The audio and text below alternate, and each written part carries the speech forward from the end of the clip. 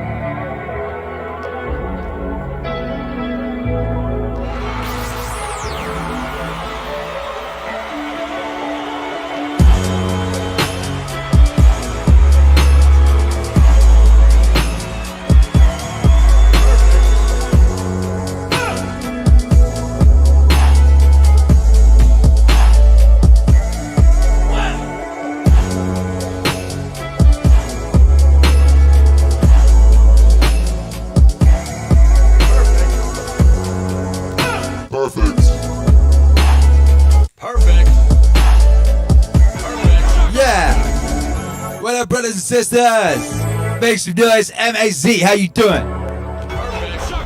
Good news, Sheila. Sheila's in the house. She got good news. She says, Meaningwave exists.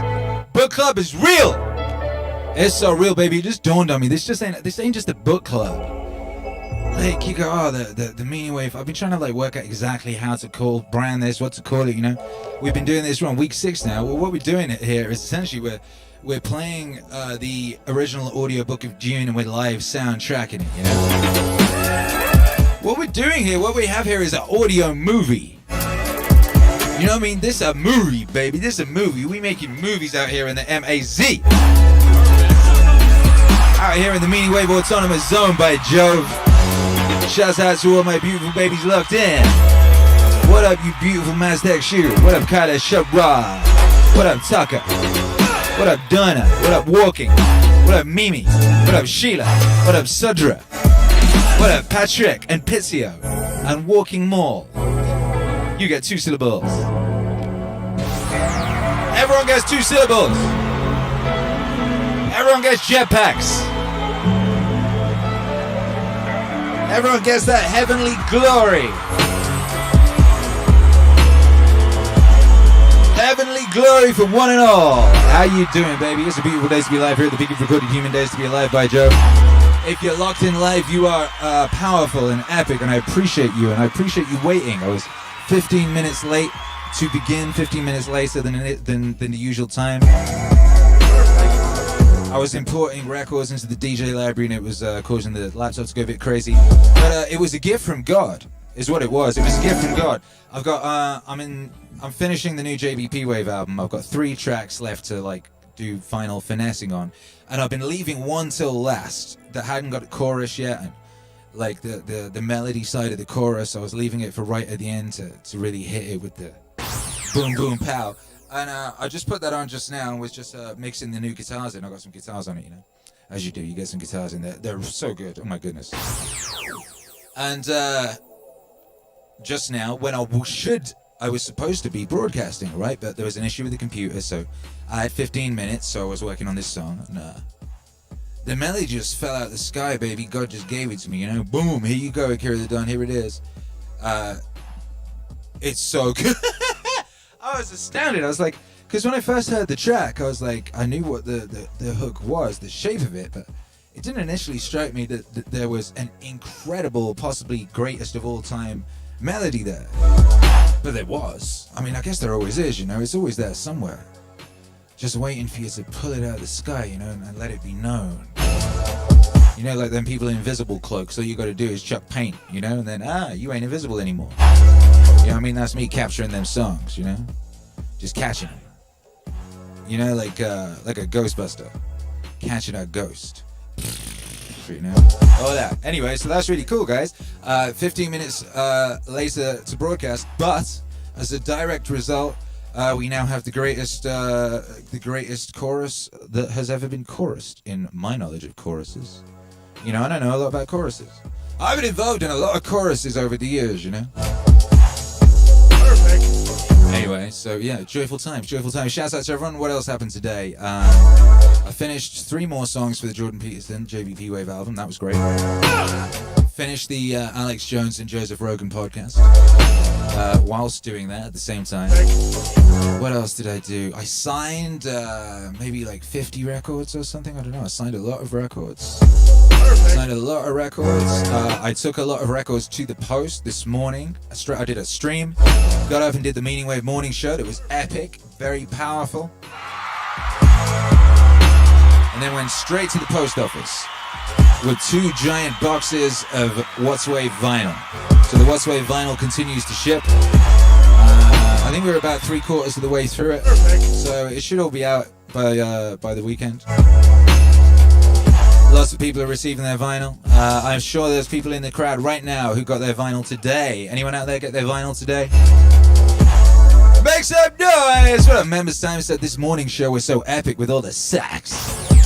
Yo, I appreciate that video. Shouts out to Members Time. Appreciate everyone who makes little videos and sends them in.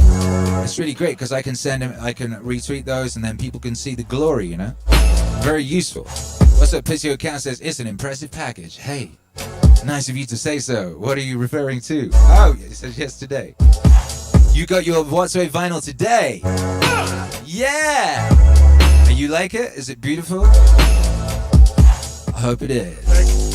Members Time is still offering triple the price. If anyone's got a spare What's Wave vinyl they want to sell to a forklift driver. Hey, hey.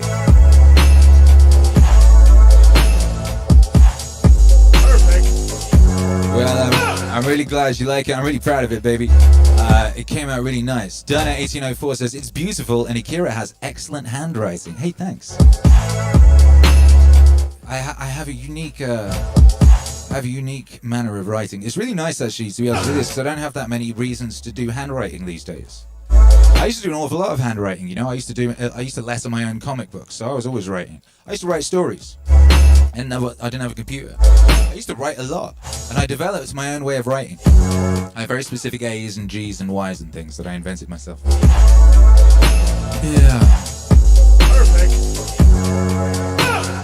Anyway, well, this is wonderful. I'm very excited that everyone's getting their What's Away vinyl. Perfect.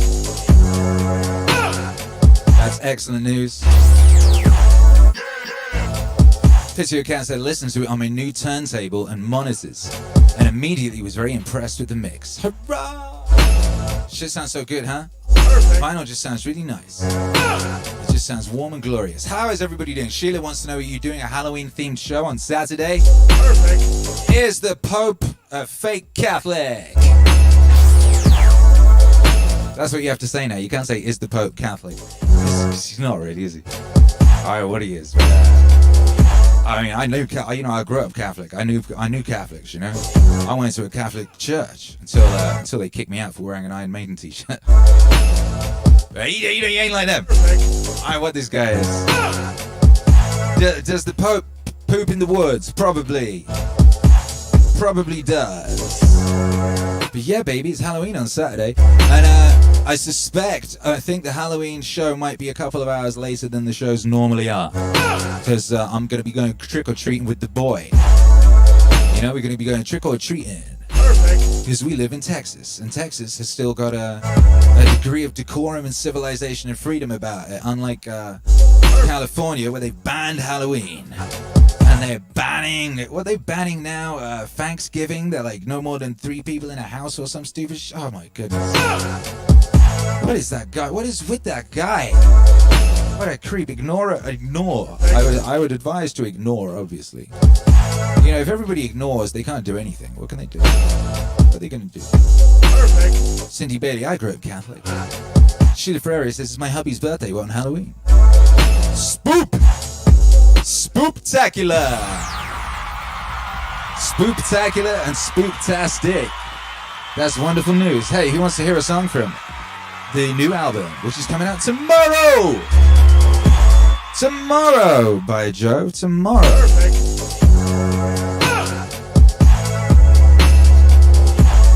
We got a new album coming out tomorrow. I mean, you say Friday, but it's like it'll be tomorrow night. We'll be having a preview listening party tomorrow night. You know, that'll be nice, huh? And I rolled around fast, baby. That's that What's Wave 2, How to Be a Better Person, the album. What's Wave 20K. Yeah. Wondering what song to play. I'm torn between playing you one that you haven't heard before, or playing one that you've heard before, because, you know, I want to keep it mostly a surprise type of thing. You know, it's tricky. Dana 1804. I'm a Calvinist, but my great aunt was a Catholic nun. Chillest person I ever met in my life.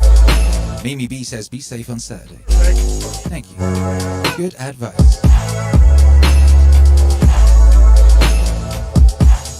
Perfect. Yeah. Perfect.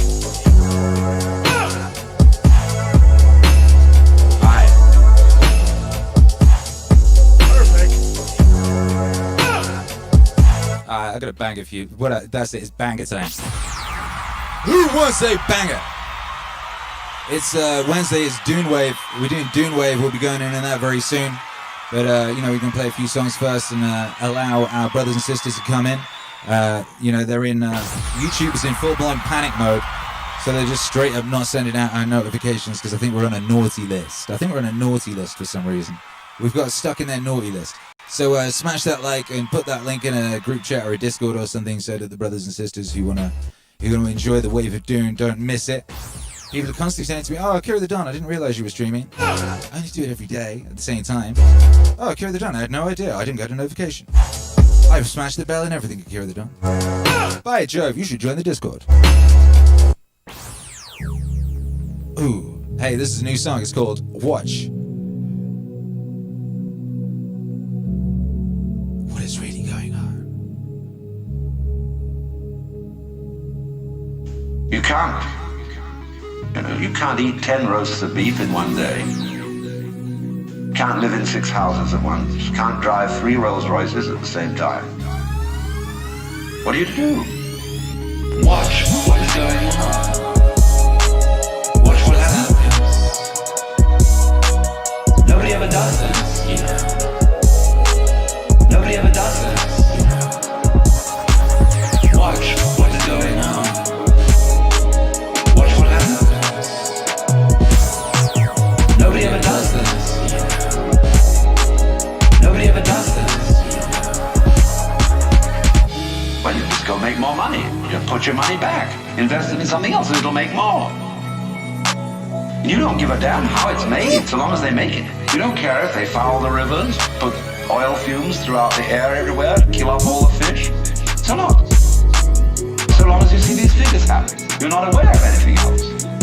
So you see, you went out to do a self-improvement thing. Making money, you see, is a measure of improvement. A measure of your economic worthwhileness.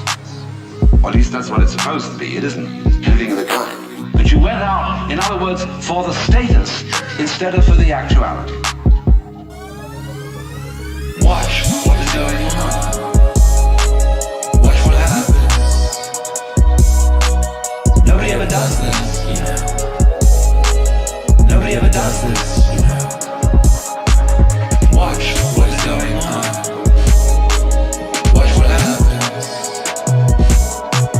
Nobody ever does this, you know.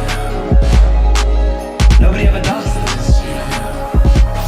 You do an art, you're a musician. Why do you play music? The only reason for playing music is to enjoy it. If you play music to impress an audience, read about yourself in the newspaper, you're not interested in music.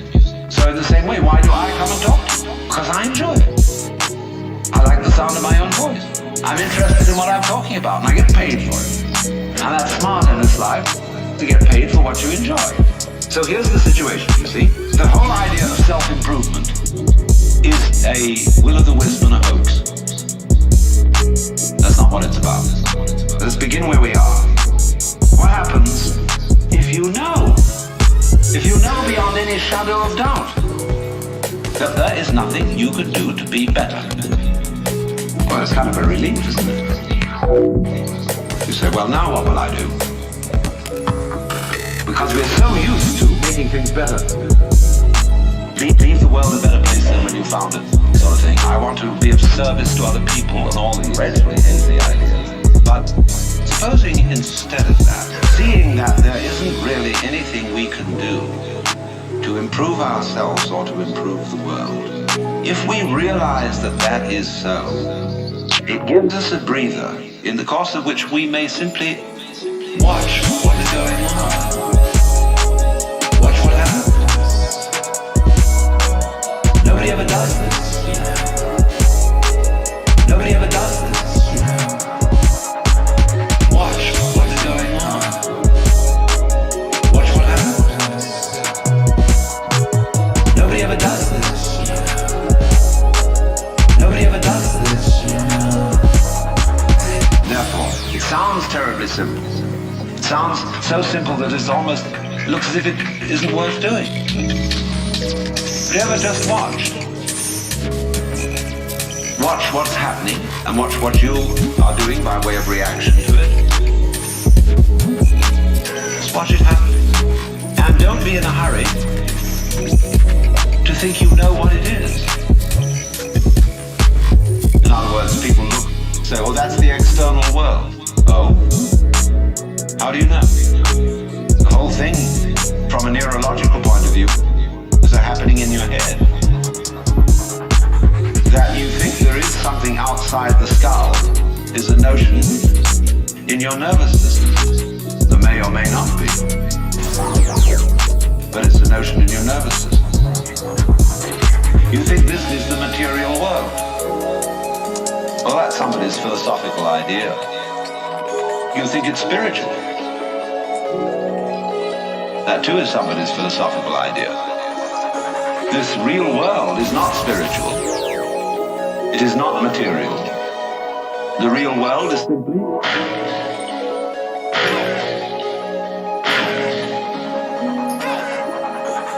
So, could we look at things in that way? Without fixing labels, names, and gradations and judgments on everything? But watch what happens. Watch what we do.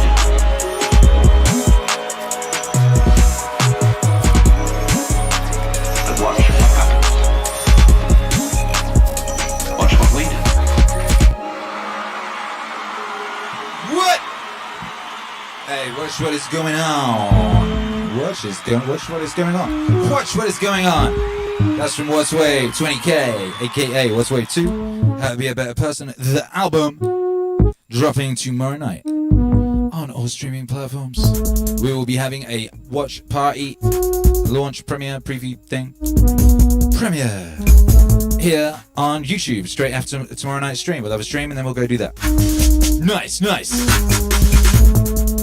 So that will be glorious. That album's got 20 tracks on it, and they are all amazing, obviously. Obviously, of course they are. Hey. MAZ makes some noise. What up, Richard Young says, hey, MAZ, I'm putting together an essay collection on happiness. If anyone would like to contribute, check the collab page in the Discord. Collab. Check the collab page in the Discord. Nice. What up, members time? Says, I got Kelly here with me, the girl I made out with. She is here to vibe with some Meaningwave and Dune Wave. Hurrah! Hey, congratulations. Are you on the forklift? Have you taken her out for a fine night on the forklift? That sounds like a baller move to me. What up, Kelly? Good to have you here.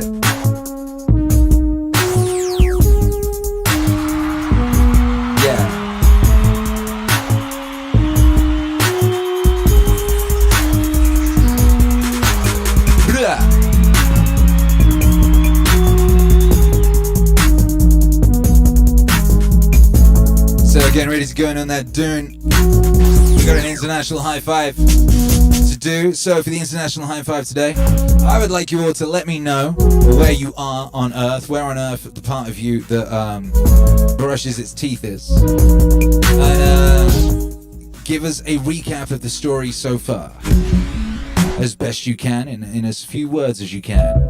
And between the lot of you, we should get a nice recap together. Yeah. Members Time says she will get a night on the forklift. Promises. Yo.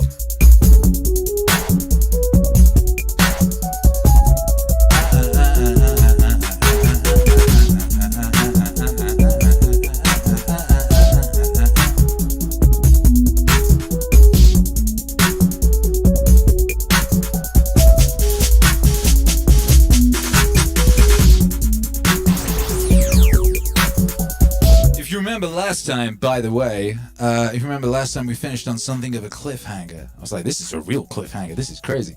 Yeah, it was actually not the end of the chapter.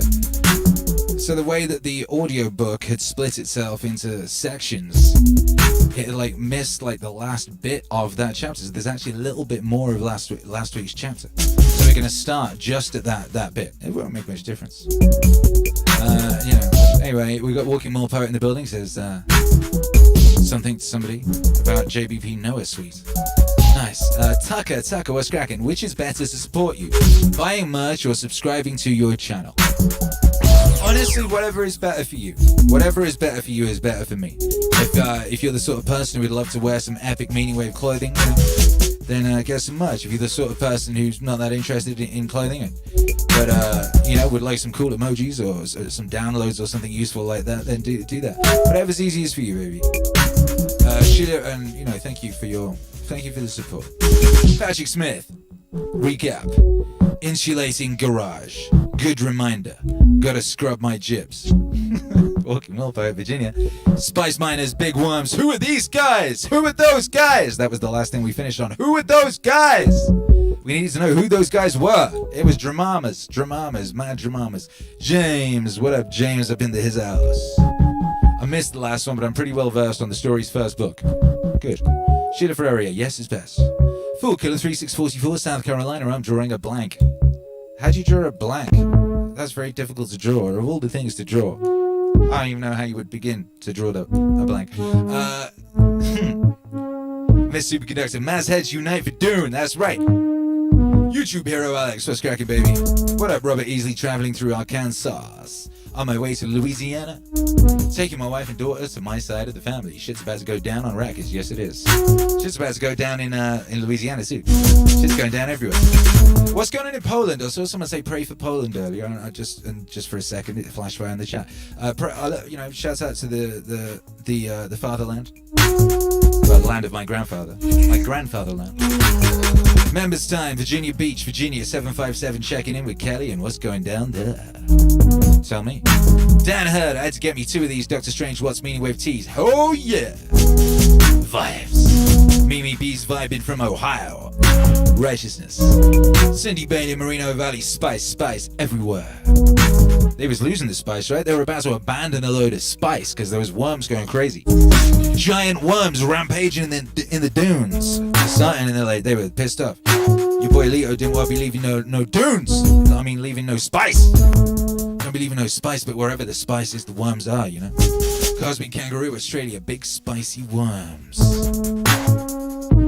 Where's the second? Even though I'm not a fan of wearing masks, the Meaningwave mask I ordered is quite comfy. That's how I feel. That's how I feel. I mainly go for the gazer thing, actually, these days. If I'm in a situation where, I have to wear a mask, otherwise people start crying, I wear my Meaningwave, great wave of meaning gazer. It's very cool. It feels good. Sheila, watch out for Zeta.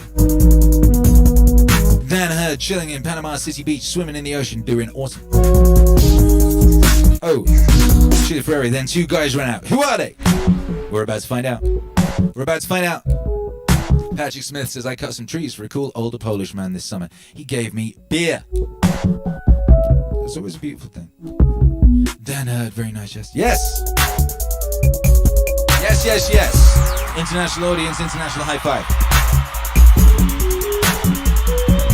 Fool Killer 364, 44. You could have phrased this backwards. You could have made this into a very good joke. Who were the most powerful group on Arrakis? What's the biggest band on Arrakis? What's the biggest girl group on Arrakis? The Spice Girls.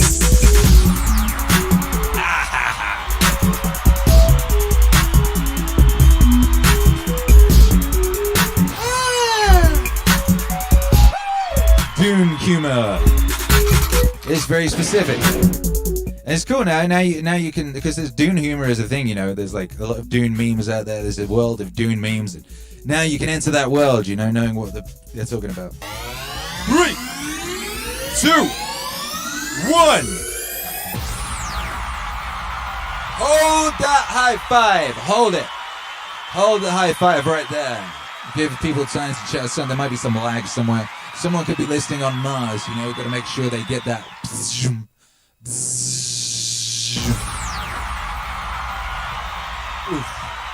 Alright, I think we got it. Feels good, baby, feels good. Looks good, feels good too. Feels good, looks good. All that. Shouts out to Fisher Spooner. Shouts out to Fisher Spooner. Shouts out to everyone who's on the Meaningwave Morning Show. If you haven't been checking out the Meaningwave Morning Shows, you're missing out. We've just been having ultra parties every single day. I don't know what's going on out there. It's gleeful. Anyway. Yeah, they were walking more poets, right? They could be listening on Arrakis. Sheila Ferrari says, hubby's back from the hospital. Life is good. Congratulations. Mad love to everybody. So much love to everybody out there. So much love to everybody out there. What's up? Hey, Chris Champagne says, I'm Chichample13. That makes sense. Chris Champagne is a better name than Chichample13. I gotta say. Shouts out to Love Coach. Park La Brea. in LA. Shouts out to La Brea. I used to spend so much time in La Brea. Make sure you go trick-or-treating this year just to piss off that weirdo who governs or whatever he does. Alrighty! Without further ado, further Dune.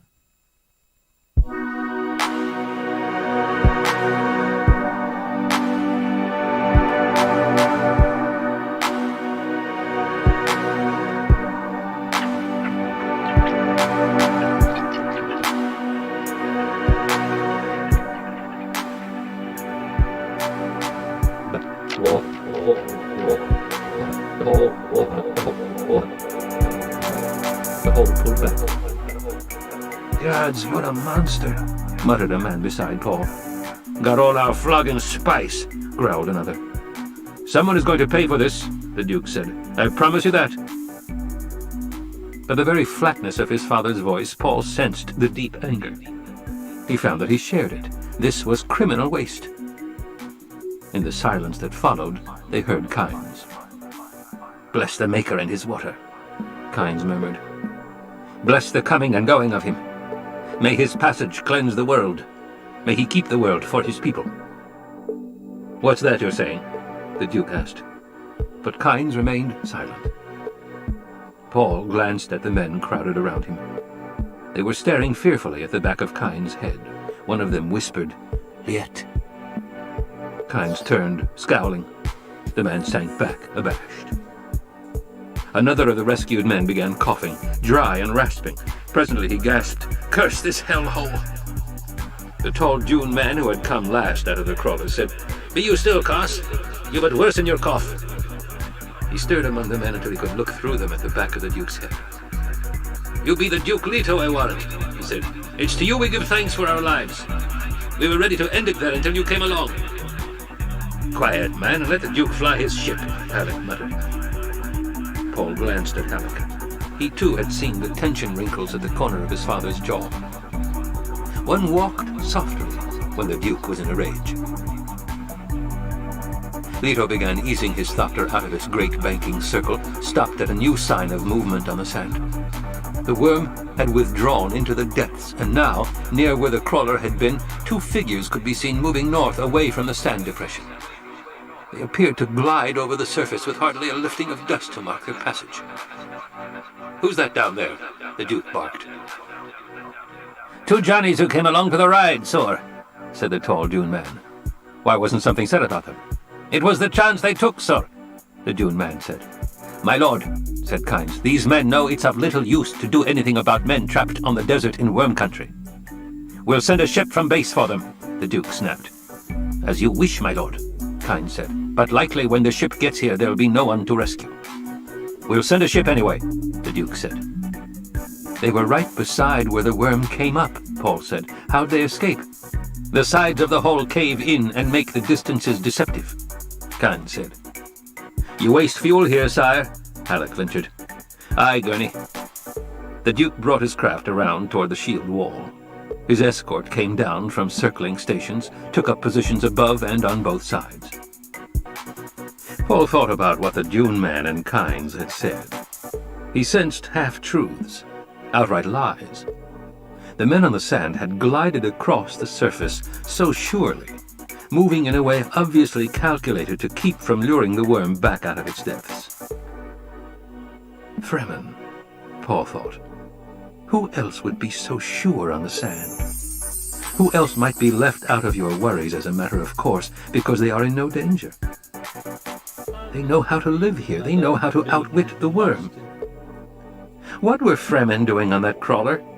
Paul asked. Kynes whirled. The tall Dune man turned wide eyes on Paul, blue within blue within blue. Who be this lad? He asked. Halleck moved to place himself between the man and Paul, said, This is Paul Atreides, the ducal heir. Why says he there were Fremen on our rumbler? The man asked. They fit the description, Paul said. Kynes snorted. You can't tell Fremen just by looking at them. He looked at the Dune man. You, who were those men? Friends of one of the others, the Dune man said. Just friends from a village who wanted to see the spice sands. Kynes turned away. Fremen. that he was remembering the words of the legend. The Lisan al-Gaib shall see through all subterfuge. "They be dead now, most likely, young sir," the Dune man said. "We should not speak unkindly on them."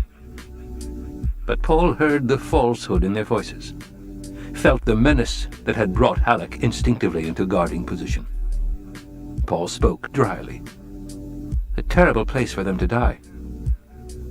Without turning, Kynes said, "When God hath ordained a creature to die in a particular place, he causeth that creature's wants to direct him to that place." Leto turned a hard stare at Kynes. And Kynes, returning the stare, found himself troubled by a fact he had observed here. This Duke was concerned more over the men than he was over the spice. He risked his own life and that of his son to save the men. He passed off the loss of a spice crawler with a gesture. The threat to men's lives had him in a rage. A leader such as that would command fanatic loyalty. He would be difficult to defeat. Against his own will and all previous judgments, Kynes admitted to himself, "I like this Duke." Greatness is a transitory experience. It is never consistent. It depends in part upon the myth-making imagination of humankind. The person who experiences greatness must have a feeling for the myth he is in. He must reflect what is projected upon him. And he must have a strong sense of the sardonic. This is what uncouples him from belief in his own pretensions. The sardonic is all that permits him to move within himself. Without this quality, even occasional greatness will destroy a man. From Collected Sayings of Muad'Dib by the Princess Irulan. In the dining hall of the Arakeen Great House, dispenser lamps had been lighted against the early dark. They cast their yellow glows upward onto the black bull's head with its bloody horns, and onto the darkly glistening oil painting of the old Duke. Beneath these talismans, white linen shone around the burnished reflections of the Atreides silver, which had been placed in precise arrangements along the great table. Little archipelagos of service waiting beside crystal glasses, each setting squared off before a heavy wooden chair. The classic central chandelier remained unlighted, and its chain twisted upward into shadows where the mechanism of the poison snooper had been concealed. Pausing in the doorway to inspect the arrangements, the Duke thought about the poison snooper and what it signified in his society. All of a pattern, he thought. You can plumb us by our language, the precise and delicate delineations for ways to administer treacherous death. Will someone try chow murky tonight? Poison in the drink? Or would it be chow mas, poison in the food? He shook his head. Beside each plate on a long table stood a flagon of water.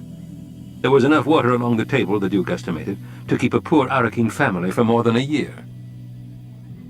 Flanking the doorway, in which he stood, were broad laving basins of ornate yellow and green tile. Each basin had its rack of towels. It was the custom, the housekeeper had explained, for guests as they entered to dip their hands ceremoniously into a basin, slop several cups of water onto the floor, dry their hands on a towel, and fling the towel into the growing puddle at the door. After the dinner, beggars gathered outside to get the water squeezings from the towels. How typical of a Harkonnen fief, the Duke thought. Every degradation of the spirit that can be conceived. He took a deep breath, feeling rage tighten his stomach. "The custom stops here," he muttered. He saw a serving woman, one of the old and gnarled ones the housekeeper had recommended, hovering at the doorway from the kitchen across from him. The Duke signaled with upraised hand. She moved out of the shadows, scurried around the table toward him, and he noted the leathery face, the blue within blue eyes. "My lord wishes?" She kept her head bowed, eyes shielded. He gestured. "Have these basins and towels removed." "But, noble-born..." She looked up, mouth gaping. "I know the custom," he barked. "Take these basins to the front door. While we're eating and until we've finished, each beggar who calls may have a full cup of water. Understood?" Her leathery face displayed a twisting of emotions, dismay, anger.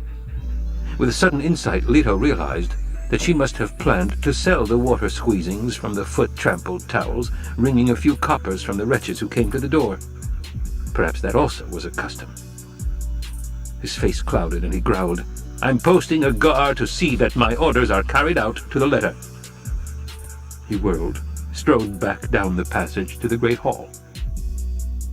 Memories rolled in his mind like the toothless mutterings of old women.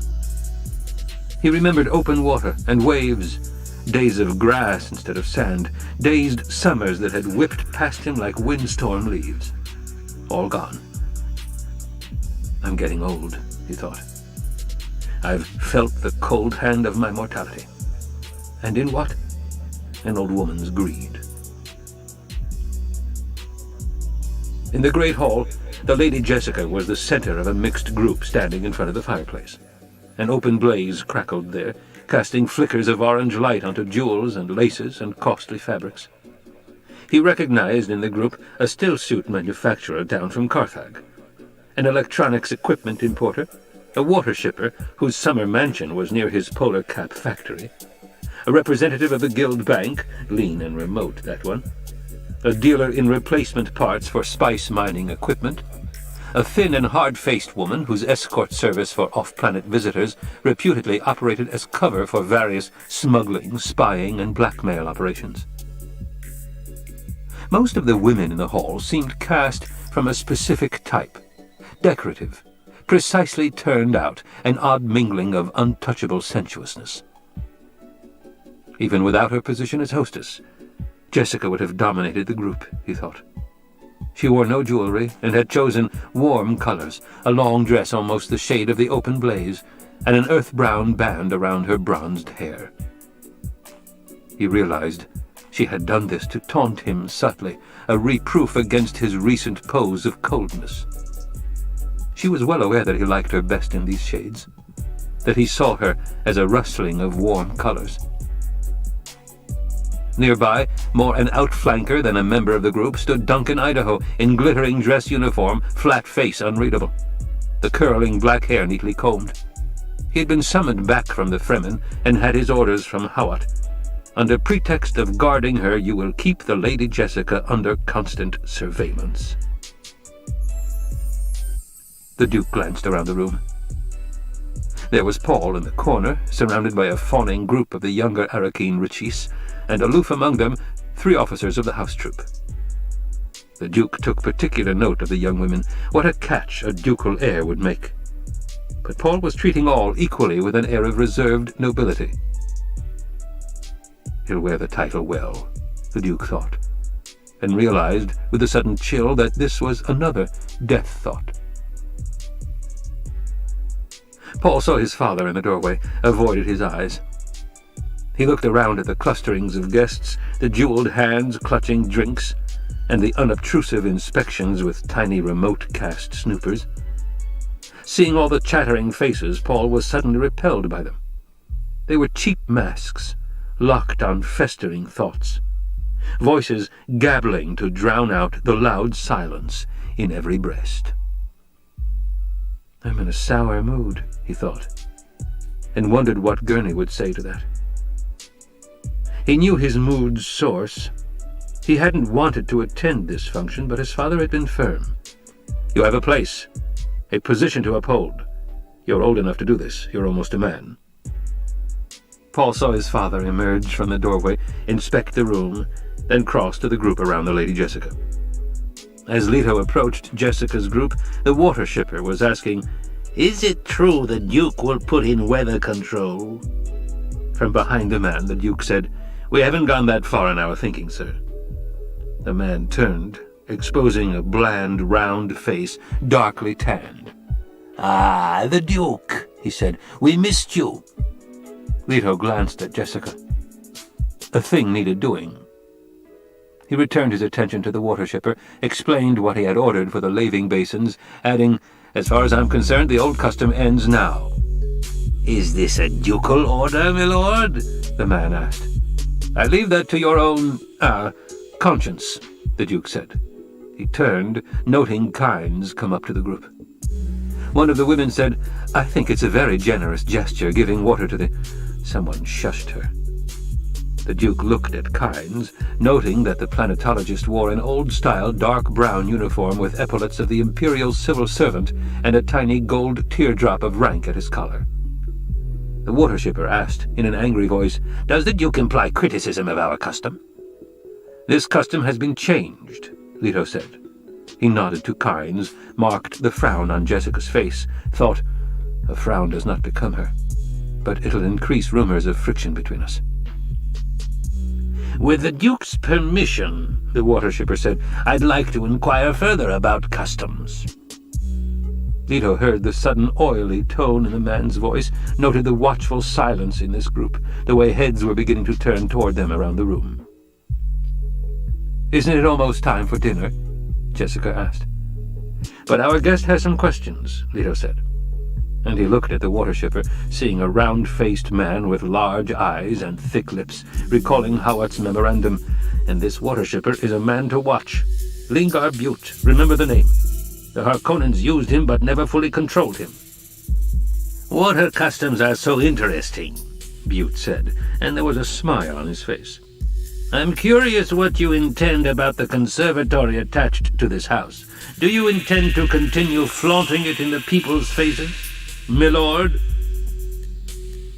Leto held anger in check, staring at the man. Thoughts raced through his mind.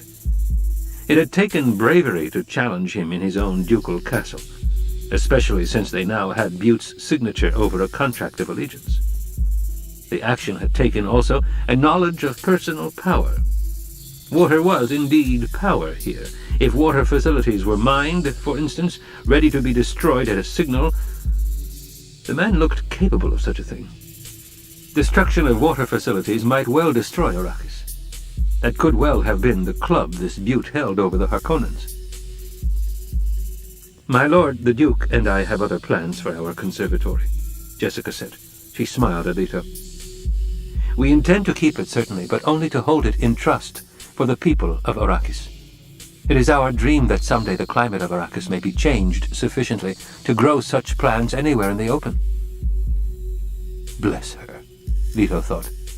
Let our water shipper chew on that. "Your interest in water and weather control is obvious," the Duke said. "I'd advise you to diversify your holdings. One day, water will not be a precious commodity on Arrakis." And he thought, Howard must redouble his efforts at infiltrating this Butte's organization. And we must start on standby water facilities at once. No man is going to hold a club over my head. Butte nodded, the smile still on his face. "A commendable dream, my lord." He withdrew a pace. Leto's attention was caught by the expression on Kynes' face. The man was staring at Jessica. He appeared transfigured, like a man in love, or caught in a religious trance. Kynes' thoughts were overwhelmed at last by the words of prophecy. "And they shall share your most precious dream." He spoke directly to Jessica.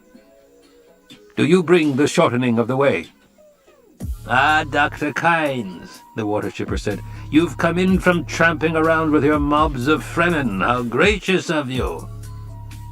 Kynes passed an unreadable glance across Butte, said, "It is said in the desert that possession of water in great amount can inflict a man with fatal carelessness." "They have many strange sayings in the desert," Butte said, but his voice betrayed uneasiness.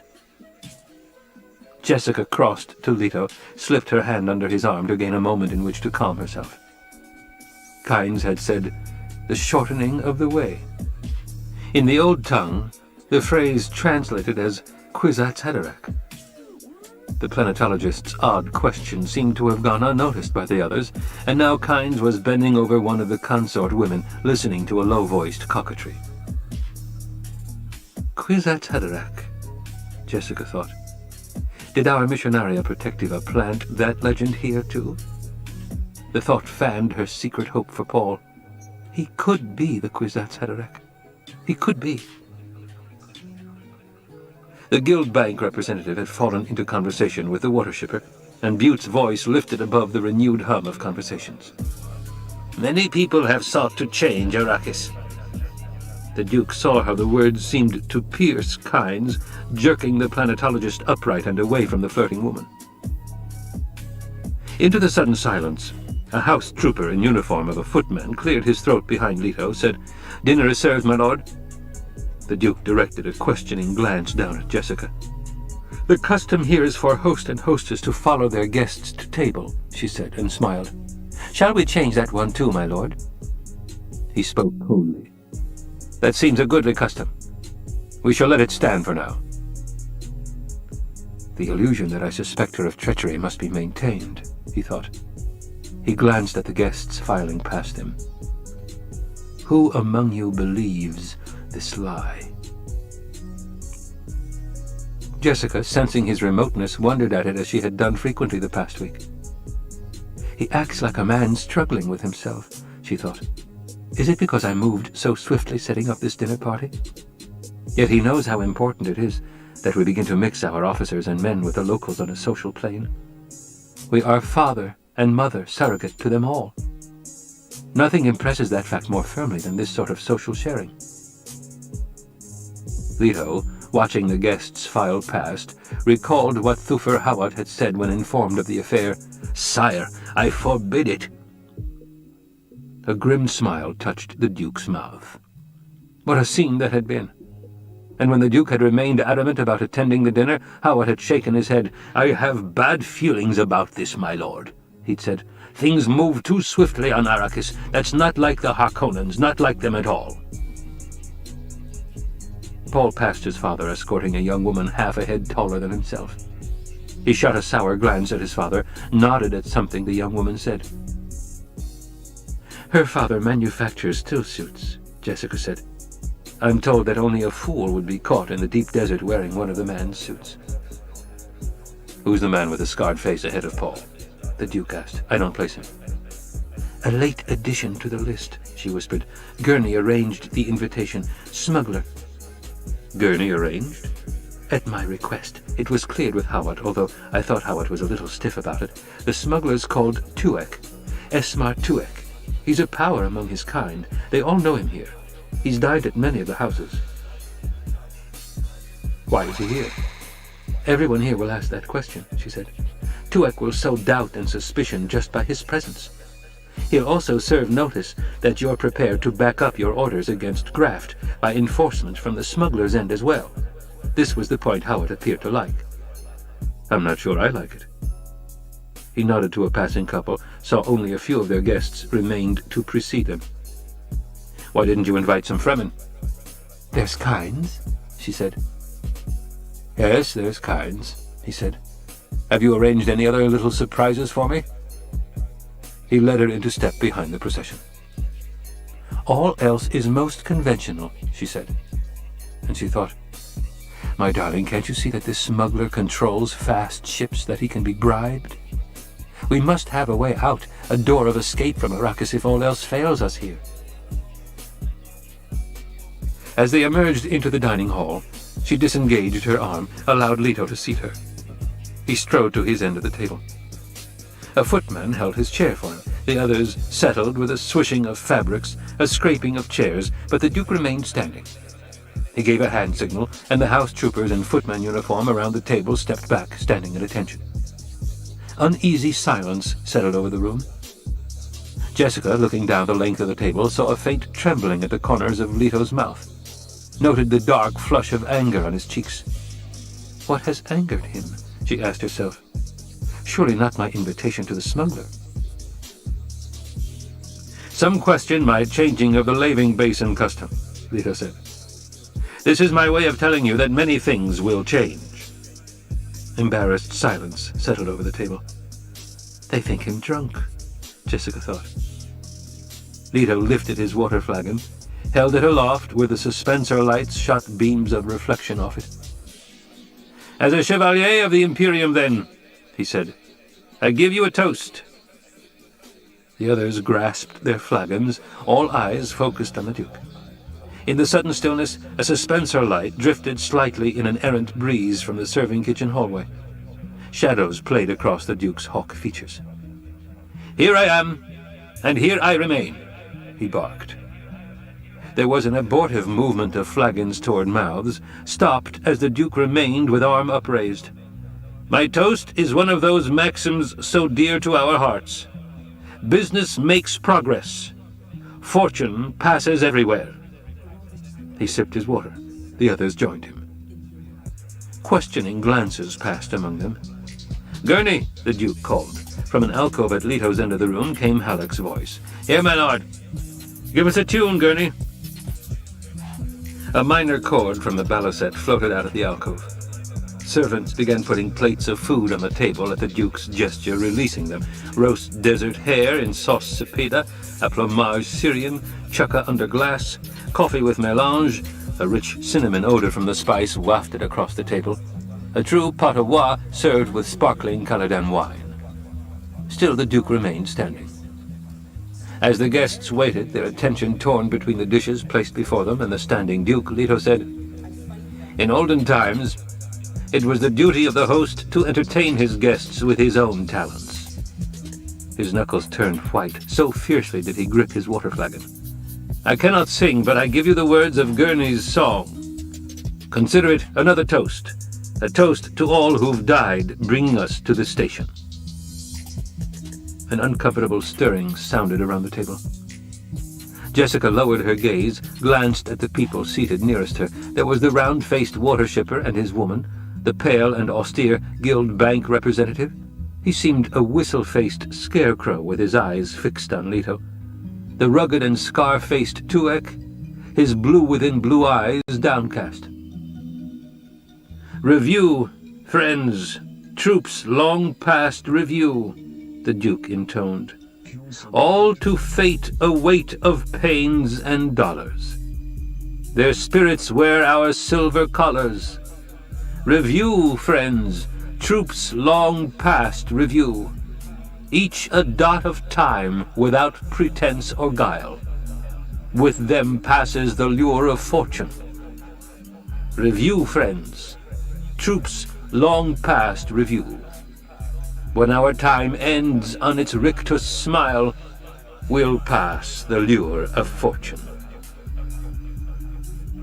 The Duke allowed his voice to trail off on the last line, took a deep drink from his water flagon, slammed it back onto the table. Water slopped over the brim onto the linen. The others drank in embarrassed silence. Again the Duke lifted his water flagon, and this time emptied its remaining half onto the floor, knowing that the others around the table must do the same. Jessica was first to follow his example. There was a frozen moment before the others began emptying their flagons. Jessica saw how Paul, seated near his father, was studying the reactions around him. She found herself also fascinated by what her guests' actions revealed, especially among the women. This was clean, potable water, not something already cast away in a sopping towel. Reluctance to just discard it exposed itself in trembling hands, delayed reactions, nervous laughter, and violent obedience to the necessity. One woman dropped her flagon, looked the other way as her male companion recovered it. Kynes, though, caught her attention most sharply. The planetologist hesitated, then emptied his flagon into a container beneath his jacket.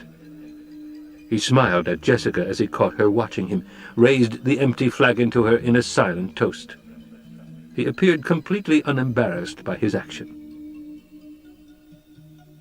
Halleck's music still wafted over the room, but it had come out of its minor key, lilting and lively now as though he were trying to lift the mood. "Let the dinner commence," the Duke said, and sank into his chair. He's angry and uncertain, Jessica thought. The loss of that factory crawler hit him more deeply than it should have. It must be something more than that loss. He acts like a desperate man. She lifted her fork, hoping in the motion to hide her own sudden bitterness. Why not? He is desperate. Slowly at first, and with increasing animation, the dinner got underway. The still-suit manufacturer complimented Jessica on her chef and wine. "We brought both from Caladan," she said. "Superb," he said, tasting the chukka. "Simply superb, and not a hint of mélange in it. One gets so tired of the spice and everything." The Guild Bank representative looked across at Kynes. I understand, Dr. Kynes, that another factory crawler has been lost to a worm. News travels fast, the Duke said. Then it's true? The banker asked, shifting his attention to Leto. Of course it's true, the Duke snapped. The blasted carry-all disappeared. It shouldn't be possible for anything that big to disappear. When the worm came, there was nothing to recover the crawler, Kynes said. It should not be possible, the Duke repeated. No one saw the carry-all leave, the banker asked. Spotters customarily keep their eyes on the sand, Kynes said. They're primarily interested in worm sign. A carry-all's complement usually is 4 men, 2 pilots and 2 journeymen attachers. If one, or even 2 of this crew were in the pay of the Duke's foes... Ah, I see, the banker said. And you, as judge of the change, do you challenge this? I shall have to consider my position carefully, Kynes said. And I certainly will not discuss it at table. And he thought, that pale skeleton of a man.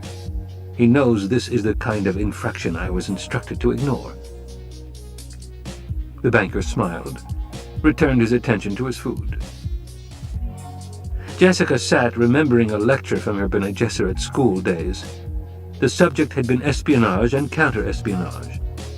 A plump, happy-faced Reverend Mother had been the lecturer, her jolly voice contrasting weirdly with the subject matter. A thing to note about any espionage and or counter-espionage school is the similar basic reaction pattern of all its graduates. Any enclosed discipline sets its stamp, its pattern upon its students. That pattern is susceptible to analysis and prediction. Now, motivational patterns are going to be similar among all espionage agents. That is to say, there will be certain types of motivation that are similar despite differing schools or opposed aims. You will study first how to separate this element for your analysis. In the beginning, through interrogation patterns that betray the inner orientation of the interrogators. Secondly, by close observation of language thought orientation of those under analysis. You will find it fairly simple to determine the root languages of your subjects, of course, both through voice inflection and speech pattern. Now, sitting at table with her son and her Duke and their guests, hearing that Guild Bank representative, Jessica felt a chill of realization. The man was a Harkonnen agent. He had the Yeti Prime speech pattern, subtly masked, but exposed to her trained awareness as though he had announced himself. Does this mean the Guild itself has taken sides against House Atreides? She asked herself. The thought shocked her, and she masked her emotion by calling for a new dish, all the while listening for the man to betray his purpose. He will shift the conversation next to something seemingly innocent, but with ominous overtones, she told herself. It's his pattern. The banker swallowed, took a sip of wine, smiled at something said to him by the woman on his right. He seemed to listen for a moment to a man down the table who was explaining to the Duke that native Arakeen plants had no thorns. I enjoy watching the flights of birds on Arrakis, the banker said, directing his words at Jessica. All of our birds, of course, are carrion eaters, and many exist without water, having become blood drinkers. The stillsuit manufacturer's daughter, seated between Paul and his father at the other end of the table, twisted her pretty face into a frown, said, Oh, Susu, you say the most disgusting things. The banker smiled. They call me Susu because I'm financial advisor to the Water Peddlers Union. And as Jessica continued to look at him without comment, he added, Because of the water seller's cry, Su, Su, Suk. And he imitated the call with such accuracy that many around the table laughed. Jessica heard the boastful tone of voice, but noted most that the young woman had spoken on cue, a set piece. She had produced the excuse for the banker to say what he had said. She glanced at Lingar Butte. The water magnate was scowling, concentrating on his dinner. It came to Jessica that the banker had said, I too control that ultimate source of power on Arrakis, water. Paul had marked the falseness in his dinner companion's voice, saw that his mother was following the conversation with Bene Gesserit intensity. On impulse, he decided to play the foil, draw the exchange out. He addressed himself to the banker. Do you mean, sir, that these birds are cannibals? That's an odd question, young master, the banker said. I merely said the birds drink blood. It doesn't have to be the blood of their own kind, does it? It was not an odd question, Paul said, and Jessica noted the brittle riposte quality of her training exposed in his voice.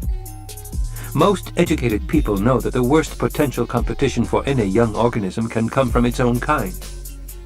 He deliberately forked a bite of food from his companion's plate, ate it. They are eating from the same bowl. They have the same basic requirements. The banker stiffened, scowled at the Duke. Do not make the error of considering my son a child, the Duke said, and he smiled. Jessica glanced around the table, noted that Butte had brightened, that both Kynes and the smuggler Tuek were grinning. It's a rule of ecology, Kynes said, that the young master appears to understand quite well. The struggle between life elements is the struggle for the free energy of a system. Blood's an efficient energy source. The banker put down his fork, spoke in an angry voice. It's said that the Fremen scum drink the blood of their dead. Kynes shook his head, spoke in a lecturing tone. Not the blood, sir, but all of a man's water ultimately belongs to his people, to his tribe. It's a necessity when you live near the Great Flat. All water's precious there, and the human body is composed of some 70% water by weight. A dead man surely no longer requires that water. The banker put both hands against the table beside his plate, and Jessica thought he was going to push himself back, leave in a rage. Kynes looked at Jessica. Forgive me, my lady, for elaborating on such an ugly subject at table, but you were being told falsehood, and it needed clarifying. You've associated so long with Fremen that you've lost all sensibilities, the banker rasped. Kynes looked at him calmly, studied the pale, trembling face. Are you challenging me, sir? The banker froze. He swallowed, spoke stiffly. Of course not. I'd not so insult our host and hostess. Jessica heard the fear in the man's voice, saw it in his face, in his breathing, in the pulse of a vein at his temple. The man was terrified of Kynes. Our host and hostess are quite capable of deciding for themselves when they've been insulted, Kynes said. They're brave people who understand defense of honor. We all may attest to their courage by the fact that they are here, now, on Arrakis. Jessica saw that Leto was enjoying this. Most of the others were not. People all around the table sat poised for flight, hands out of sight under the table. Two notable exceptions were Butte, who was openly smiling at the banker's discomfiture, and the smuggler, Tuek, who appeared to be watching Kynes for a cue. Jessica saw that Paul was looking at Kynes in admiration. Well, Kynes said. I meant no offense, the banker muttered. If offense was taken, please accept my apologies. Freely given, freely accepted, Kynes said. He smiled at Jessica, resumed eating as though nothing had happened. Jessica saw that the smuggler, too, had relaxed. She marked this. The man had shown every aspect of an aide, ready to leap to Kynes' assistance. There existed an accord of some sort between Kynes and Tuek. Leto toyed with a fork, looked speculatively at Kynes. The ecologist's manner indicated a change in attitude toward the House of Atreides. Kynes had seemed colder on their trip over the desert. Jessica signaled for another course of food and drink.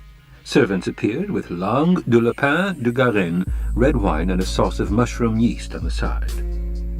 Slowly, the dinner conversation resumed, but Jessica heard the agitation in it, the brittle quality, saw that the banker ate in sullen silence.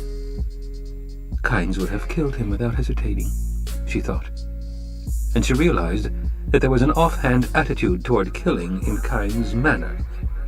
He was a casual killer, and she guessed that this was a Fremen quality. Jessica turned to the stillsuit manufacturer on her left, said, I find myself continually amazed by the importance of water on Arrakis. Very important, he agreed. What is this dish? It's delicious. Tongues of wild rabbit in a special sauce, she said. A very old recipe. I must have that recipe, the man said. She nodded. I'll see that you get it. Kynes looked at Jessica, said, The newcomer to Arrakis frequently underestimates the importance of water here. You are dealing, you see, with the law of the minimum. She heard the testing quality in his voice. Said, Growth is limited by that necessity which is present in the least amount. And naturally, the least favorable condition controls the growth rate. It's rare to find members of a great house aware of planetological problems, Kynes said. Water is the least favorable condition for life on Arrakis. And remember that growth itself can produce unfavorable conditions unless treated with extreme care. Jessica sensed a hidden message in Kynes' words, but knew she was missing it. Growth, she said. Do you mean Arrakis can have an orderly cycle of water to sustain human life under more favorable conditions? Impossible, the water magnate barked. Jessica turned her attention to Butte. Impossible? Impossible on Arrakis, he said. Don't listen to this dreamer. All the laboratory evidence is against him. Kynes looked at Butte, and Jessica noted that the other conversations around the table had stopped while people concentrated on this new interchange. Laboratory evidence tends to blind us to a very simple fact, Kynes said. The fact is this. We are dealing here with matters that originated and exist out of doors, where plants and animals carry on their normal existence. Normal, Butte snorted. Nothing about Arrakis is normal. Quite the contrary, Kynes said. Certain harmonies could be set up here along self-sustaining lines. You merely have to understand the limits of the planet and the pressures upon it. It'll never be done, Butte said. The Duke came to a sudden realization, placing the point where Kynes' attitude had changed.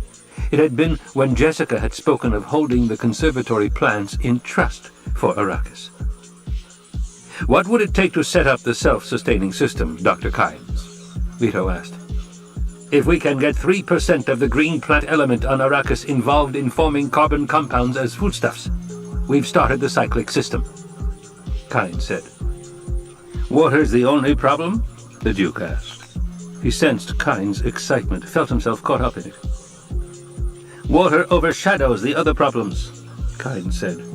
This planet has much oxygen without its usual concomitants. Widespread plant life and large sources of free carbon dioxide from such phenomena as volcanoes. There are unusual chemical interchanges over large surface areas here. Do you have pilot projects? The Duke asked. We've had a long time in which to build up the Tansley effect, small unit experiments on an amateur basis from which my science may now draw its working facts, Kynes said. There isn't enough water, Butte said. There just isn't enough water. Master Butte is an expert on water, Kynes said. He smiled, turned back to his dinner. The Duke gestured sharply down with his right hand, barked, No, I want an answer. Is there enough water, Dr. Kynes? Kynes stared at his plate.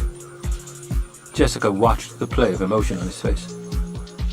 He masks himself well, she thought. But she had him registered now and read that he regretted his words. Is there enough water? The Duke demanded. There may be, Kynes said. He's faking uncertainty, Jessica thought. With his deeper truth sense, Paul caught the underlying motive, had to use every ounce of his training to mask his excitement. There is enough water, but Kynes doesn't wish it to be known.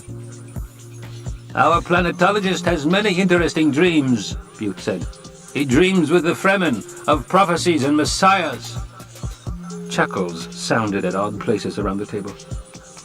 Jessica marked them. The smuggler, the still-suit manufacturer's daughter, Duncan, Idaho, the woman with the mysterious escort service. Tensions are oddly distributed here tonight, Jessica thought. There's too much going on of which I'm not aware. I'll have to develop new information sources. The Duke passed his gaze from Kynes to Butte to Jessica. He felt oddly let down, as though something vital had passed him here. Maybe, he muttered. Kynes spoke quickly. Perhaps we should discuss this another time, my lord. There are so many...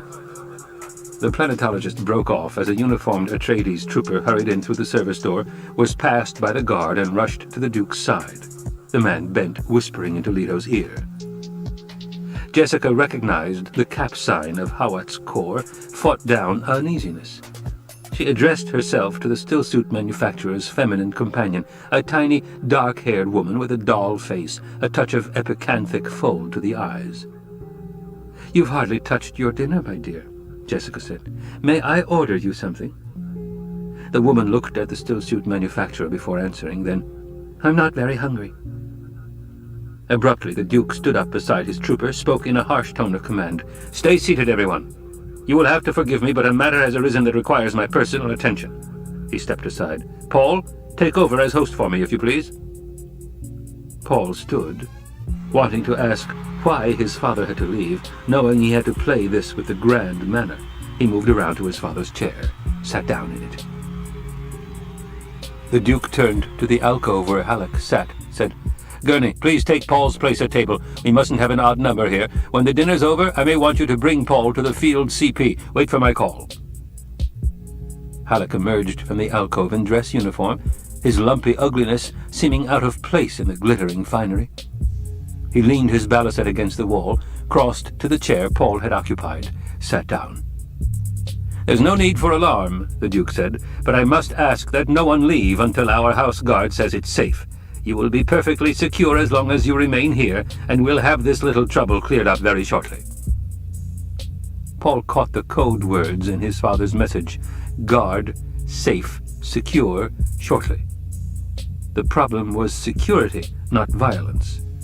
He saw that his mother had read the same message. They both relaxed. The Duke gave a short nod, wheeled, and strode through the service door, followed by his trooper. Paul said, "Please go on with your dinner. I believe Dr. Kynes was discussing water." "May we discuss it another time?" Kynes asked. "By all means," Paul said. And Jessica noted with pride her son's dignity, the mature sense of assurance. The banker picked up his water flagon, gestured with it at Butte. "None of us here can surpass Master Lingar Butte in flowery phrases. One might almost assume he aspired to great house status. Come, Master Butte, lead us in a toast. Perhaps you've a dollop of wisdom for the boy who must be treated like a man." Jessica clenched her right hand into a fist beneath the table. She saw a hand signal pass from Halleck to Idaho, saw the house troopers along the walls move into positions of maximum guard. Butte cast a venomous glare at the banker. Paul glanced at Halleck, took in the defensive positions of his guards, looked at the banker until the man lowered the water flagon. He said, "Once on Caladan, I saw the body of a drowned fisherman recovered. He... drowned?" It was the stillsuit manufacturer's daughter. Paul hesitated then. "Yes, immersed in water until dead. Drowned." "What an interesting way to die," she murmured. Paul's smile became brittle. He returned his attention to the banker. The interesting thing about this man was the wounds on his shoulders, made by another fisherman's claw boots. This fisherman was one of several in a boat, a craft for traveling on water, that foundered, sank beneath the water. Another fisherman, helping recover the body, said he'd seen marks like this man's wounds several times. They meant another drowning fisherman had tried to stand on this poor fellow's shoulders in the attempt to reach up to the surface, to reach air. "Why is this interesting?" the banker asked. "Because of an observation made by my father at the time. He said the drowning man who climbs on your shoulders to save himself is understandable, except when you see it happen in the drawing room." Paul hesitated, just long enough for the banker to see the point coming, then, "And, I should add, except when you see it at the dinner table." A sudden stillness enfolded the room. That was rash, Jessica thought. This banker might have enough rank to call my son out. He saw that Idaho was poised for instant action. The house troopers were alert. Gurney Halleck had his eyes on the men opposite him. Ho, ho, ho! It was the smuggler, Tuek, head thrown back, laughing with complete abandon. Nervous smiles appeared around the table. Butte was grinning. The banker had pushed his chair back, was glaring at Paul. Kynes said, "One baits an Atreides at his own risk." "Is it Atreides' custom to insult their guests?" the banker demanded. Before Paul could answer, Jessica leaned forward, said, "Sir," and she thought, "We must learn this Harkonnen creature's game. Is he here to try for Paul? Does he have help?" "My son displays a general garment, and you claim it's cut to your fit?" Jessica asked. "What a fascinating revelation." She slid a hand down to her leg, to the crysknife she had fastened in a calf sheath. The banker turned his glare on Jessica. Eyes shifted away from Paul, and she saw him ease himself back from the table, freeing himself for action. He had focused on the code word, garment. Prepare for violence. Kynes directed a speculative look at Jessica, gave a subtle hand signal to Tuek. The smuggler lurched to his feet, lifted his flagon. "I'll give you a toast," he said, "to young Paul Atreides. Still a lad by his looks, but a man by his actions." "Why do they intrude?" Jessica asked herself. The banker stared now at Kynes, and Jessica saw terror return to the agent's face. People began responding all around the table. Where Kynes leads, people follow, Jessica thought. He has told us he sides with Paul. What's the secret of his power? It can't be because he's judge of the change. That's temporary. And certainly not because he's a civil servant. She removed her hand from the crysknife hilt, lifted her flagon to Kynes, who responded in kind. Only Paul and the banker, Susu, what an idiotic nickname, Jessica thought, remained empty-handed. The banker's attention stayed fixed on Kynes. Paul stared at his plate. I was handling it correctly, Paul thought. Why do they interfere? He glanced covertly at the male guests nearest him. Prepare for violence? From whom? Certainly not from that banker fellow. Halleck stirred. Spoke as though to no one in particular, directing his words over the heads of the guests across from him. In our society, people shouldn't be quick to take offense. It's frequently suicidal. He looked at the stillsuit manufacturer's daughter beside him. Don't you think so, miss? Oh, yes, indeed I do, she said. There's too much violence. It makes me sick. And lots of times no offense is meant, but people die anyway. It doesn't make sense. Indeed it doesn't, Halleck said. Jessica saw the near perfection of the girl's act, realized that empty-headed little female is not an empty-headed little female. She saw then the pattern of the threat and understood that Halleck too had detected it. They had planned to lure Paul with sex. Jessica relaxed.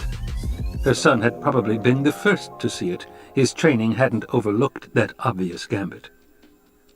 Kynes spoke to the banker. Isn't another apology in order? The banker turned a sickly grin toward Jessica, said, My lady, I fear I've overindulged in your wines. You serve potent drink at table, and I'm not accustomed to it. Jessica heard the venom beneath his tone, spoke sweetly. When strangers meet, great allowance should be made for differences of custom and training. Thank you, my lady, he said. The dark-haired companion of the stillsuit manufacturer leaned toward Jessica, said, The Duke spoke of our being secure here. I do hope that doesn't mean more fighting. She was directed to lead the conversation this way, Jessica thought. Likely this will prove unimportant, Jessica said, but there's so much detail requiring the Duke's personal attention in these times. As long as enmity continues between Atreides and Harkonnen, we cannot be too careful. The Duke has sworn Kenley. He will leave no Harkonnen agent alive on Arrakis, of course. She glanced at the Guild Bank agent. And the conventions, naturally, support him in this. She shifted her attention to Kynes. Is this not so, Dr. Kynes? Indeed it is, Kynes said. The stillsuit manufacturer pulled his companion gently back. She looked at him, said, I do believe I'll eat something now. I'd like some of that bird dish you served earlier. Jessica signaled a servant, turned to the banker. And you, sir, were speaking of birds earlier and of their habits. I find so many interesting things about Arrakis. Tell me, where is the spice found? Do the hunters go deep into the desert? Oh, no, my lady, he said. Very little's known of the deep desert, and almost nothing of the southern regions. There's a tale that a great mother-lode of spice is to be found in the southern reaches, Kyne said. But I suspect it was an imaginative invention, made solely for purposes of a song. Some daring spice hunters do, on occasion, penetrate into the edge of the central belt, but that's extremely dangerous. Navigation is uncertain, storms are frequent. Casualties increase dramatically the farther you operate from shield wall bases.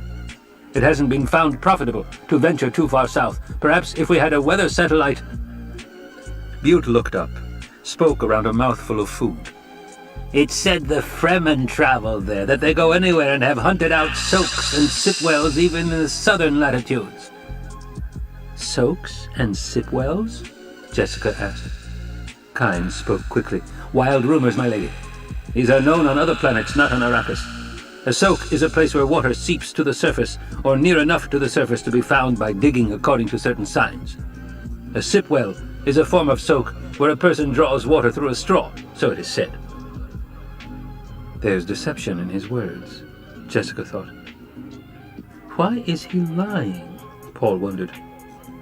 How very interesting, Jessica said, and she thought, it is said.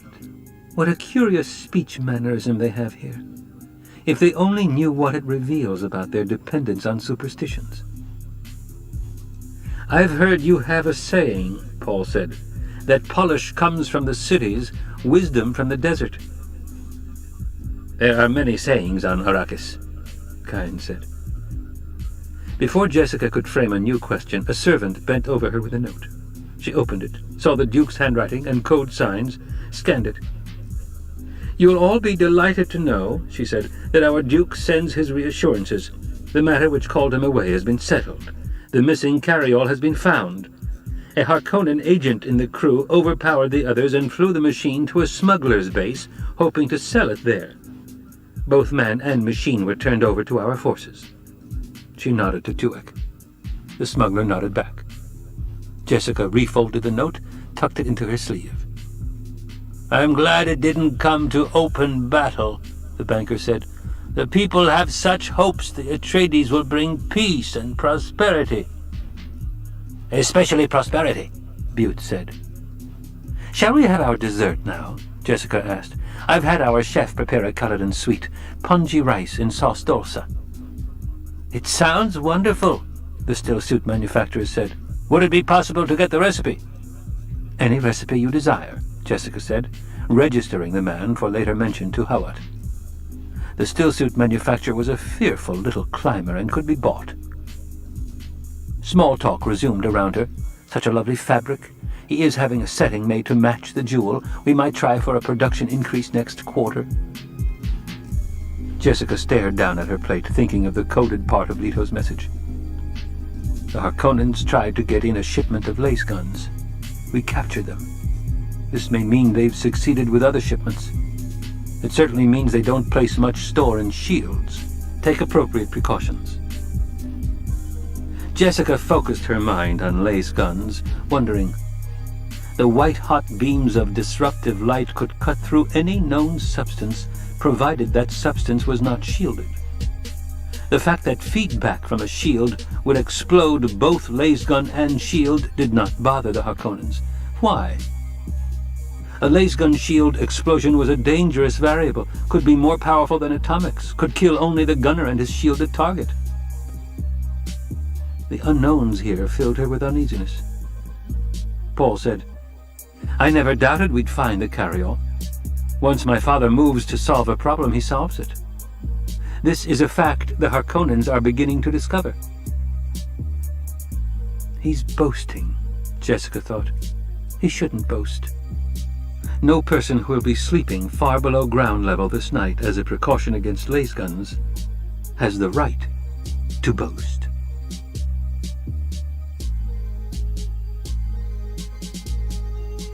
There is no escape. We pay for the violence of our ancestors. From the collected sayings of Muad'Dib by the Princess Irulan. Jessica heard the disturbance in the great hall, turned on the light beside her bed. The clock there had not been properly adjusted to local time, and she had to subtract 21 minutes to determine that it was about 2 a.m. The disturbance was loud and incoherent. Is this the Harkonnen attack? She wondered. She slipped out of bed, checked the screen monitor to see where her family was. The screen showed Paul asleep in the deep cellar room they'd hastily converted to a bedroom for him. The noise obviously wasn't penetrating to his quarters. There was no one in the Duke's room. His bed was unrumpled. Was he still at the field CP? There were no screens yet to the front of the house. Jessica stood in the middle of her room, listening. There was one shouting, incoherent voice. She heard someone call for Dr. Yui.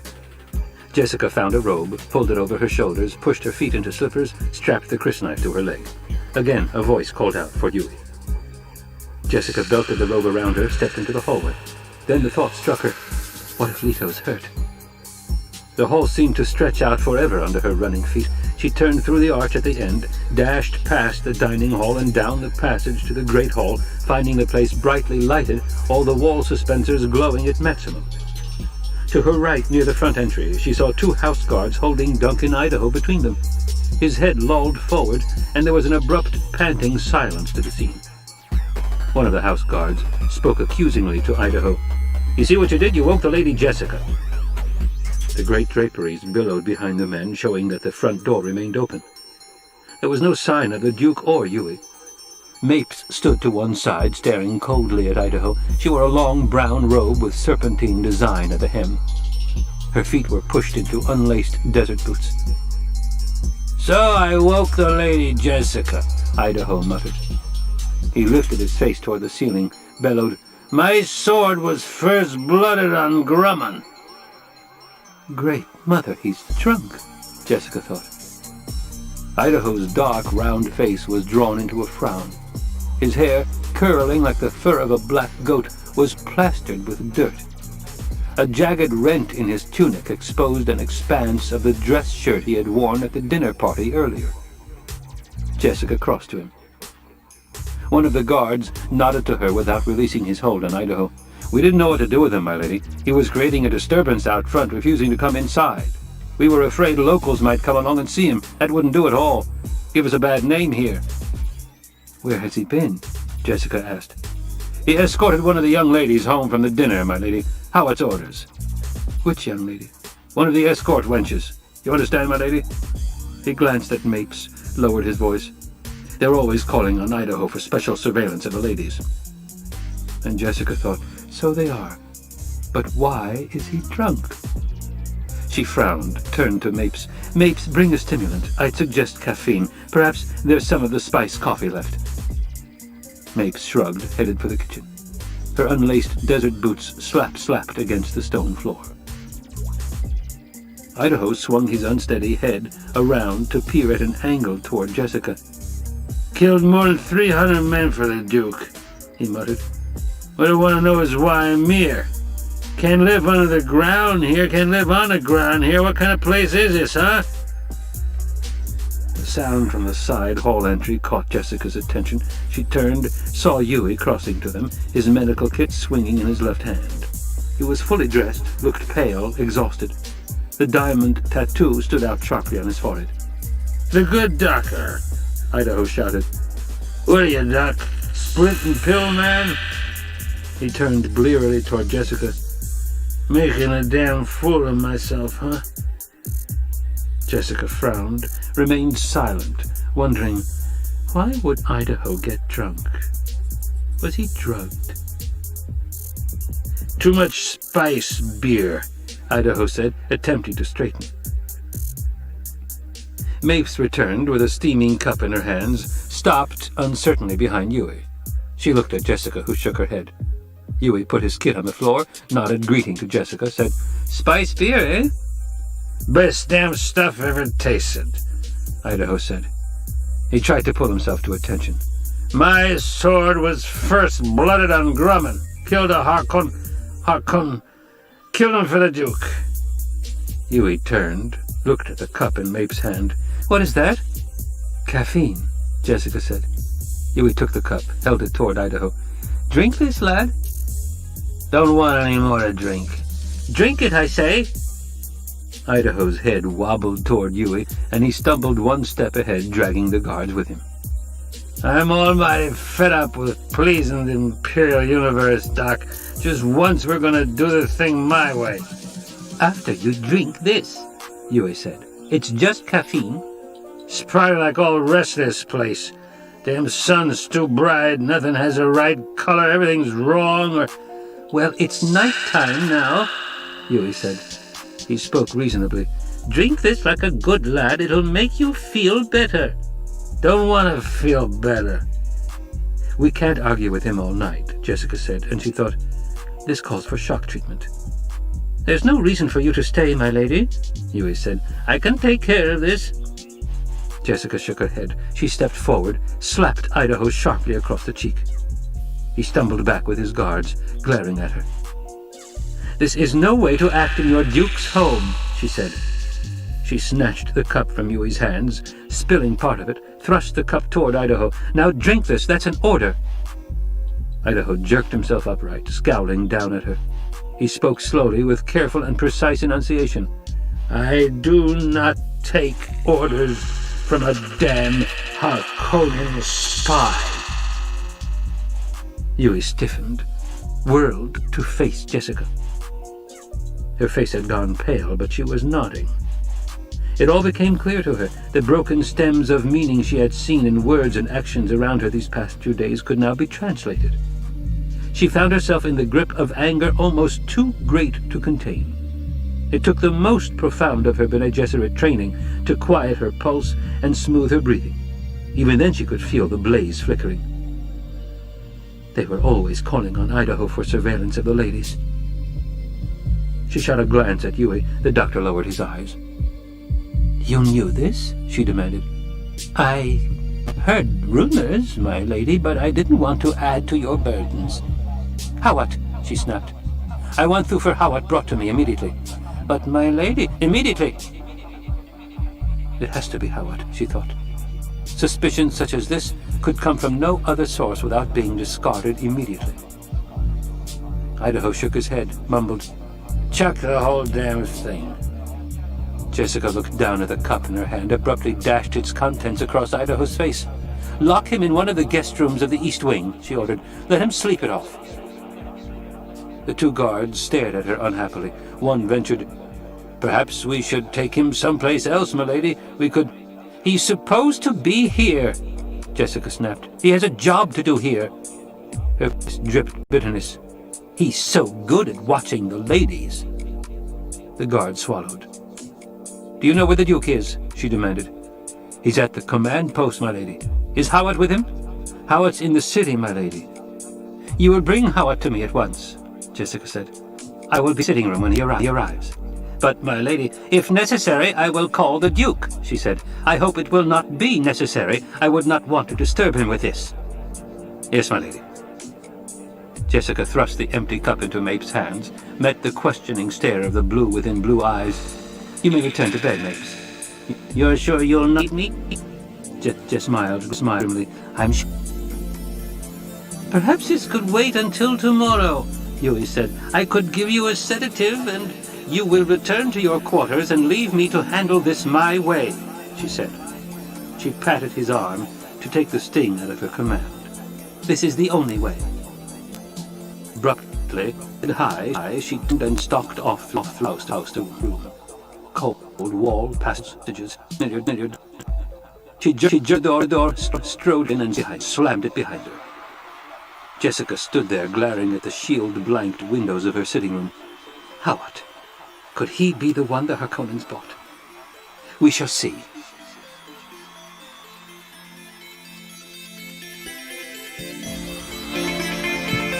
We shall see! What? We shall see! Oh!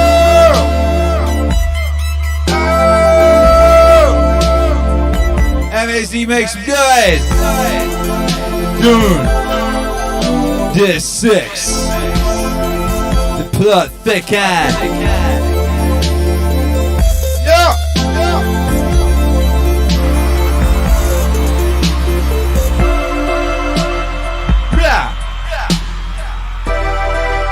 Whoosh. Whoosh. That Palace Intrigue, baby, by Jove. Last week we had that outdoor activity intrigue. We had that dude drama. So now we have that indoor drama. That intrigue. Yeah! How's everyone out there? How y'all feeling? Wake up, wake up. Back to life. Awaken from the movie theater.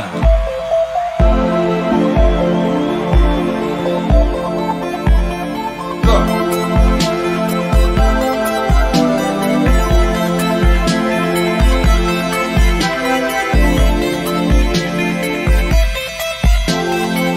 The writing is really good in that, huh?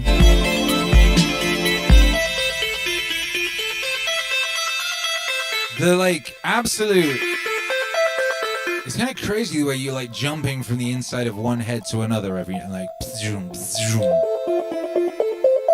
Shit crazy. What up, Liam Davis says Idaho drunk while I'm South Dakota sober over here. High atop that Meaningwave. What's up though? Sheila Ferreria says double feature. Not this week. Maybe next week. Maybe we'll do that next week, because yeah, you do deserve some double features. You do. I just gotta get these out. I've got 3 albums to get done in the next couple weeks. Yeah.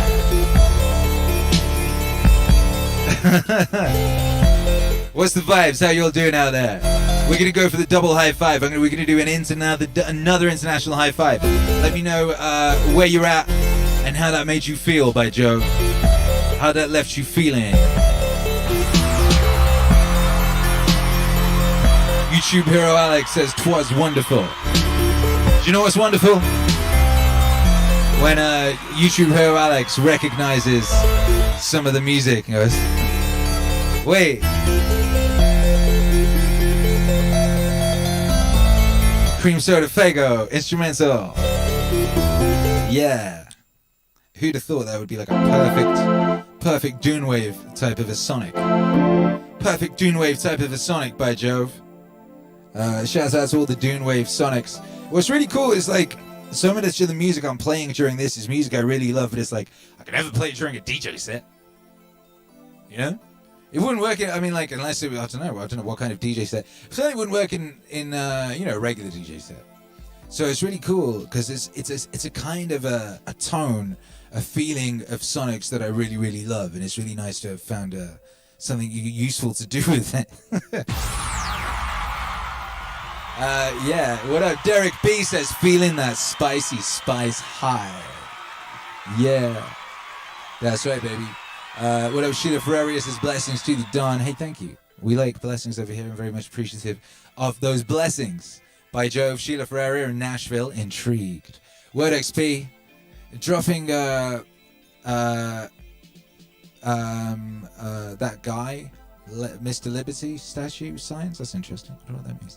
John McGarvey in Idaho, not as drunk as Idaho. Done at 1804, Queens, NY, Hungary. Interesting. Full Killer 3644, South Carolina. I'm intrigued by the intrigue. Intrigue on top of intrigue. So many layers of intrigue. I don't just keep marveling at just like how liberally George R.R. Martin has taken from this in A Song of Ice and Fire, and how I've never heard anyone mention that. I mean, I must have at some point. I've never heard anyone say, yeah, George R.R. Martin, obviously heavily influenced by Dune. No, they say heavily influenced by Lord of the Rings because dragons or something. Was there even a dragon in Lord of the Rings? Yes, of course there was. There was Smaug. He wasn't in Lord of the Rings, he was in The Hobbit. By the time Lord of the Rings came around, the dragon seemed to have disappeared. Don't know why. John McGarvey, what's up? Dana1804, what's up? Full Killer, what's up? Word XP Toronto, Curious. Derek B, feeling very whole on the nowhere coast of Texas. Hey, that's nice. The nowhere coast of Texas. I wonder what that is. Sounds intriguing. Yeah, I gotta do a big shout out to the supporters of this venture, Luke. God bless you, Luke. God bless you, Prince Jabrikas. Says stopping in for just a moment. Blessings upon all of you. And to Akira, Spice Vibes. Hey, thank you. FL Space Fair, God bless. And a very, very special God bless to Derek B for the epic $100 super chat. It says, please continue the Dune vibes. And how could I not? How could I not?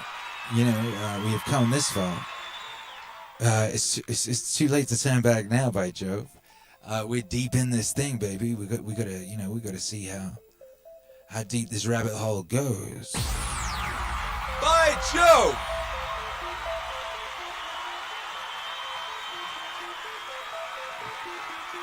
John McGarvey says, Martin, skin flick, Dune rehash. Smiley, laughy, sideways, lol face. I like the sideways lol, that's the best lol. That's when you're really getting into it, you know? Like regular emoji where the lol is just horizontal. You know, that guy's not laughing that hard. He's just like, ha ha, ha ha ha. Sideways guy is like, ah! He's like rolling around on the floor. You know, he's bust one of his ribs. You know, that's like, he's watching Norm Macdonald stand up. You know that guy. Cameron Norris in London, England. One step beyond logic. Yo, baby, what is it, like 5 in the morning for you? Cameron Norris, what is it, like? I feel it must be late or early in London right now. How's London? What's the vibes? What's the word out in London town? I haven't been back there in a while, you know? I've been there for a while. Well.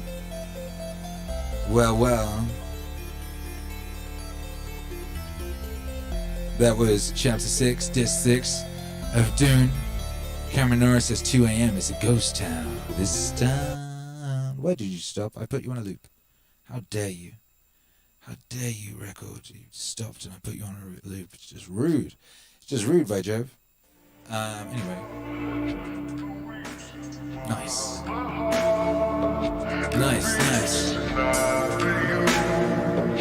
Hey, yeah, that was Dune Disc 6, Meaningwave Live, Audio Book Club, Audio Movie Club. Blah! Thank you all for being here. We'll be back tomorrow. Tomorrow morning, 7 a.m. CT, we'll be on Twitch with the Hyper Ultra Party. Ultra Party! That's how we get down every morning. And tomorrow evening, it will be the What's Wave album pre-party. Thursday, Super Request Show. Pre-party. Pyum, pyum, pyum. And then after that, it will be the premiere of the album. Yes, it will. Premiere of new album by Joe. So that's very exciting. Tomorrow's going to be a good day. It's going to be a good day. It's going to be a good week. Can you feel it? Can you feel it? Can you feel it in the air? Can you feel the vibes?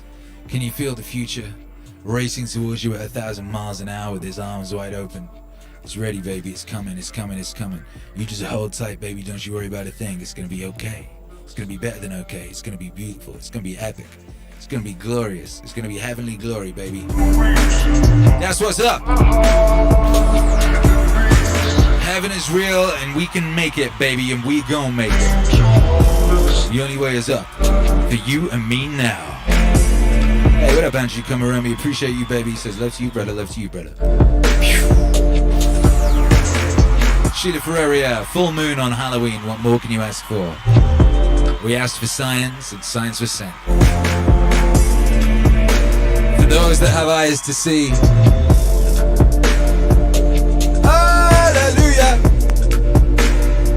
Hallelujah! Hallelujah!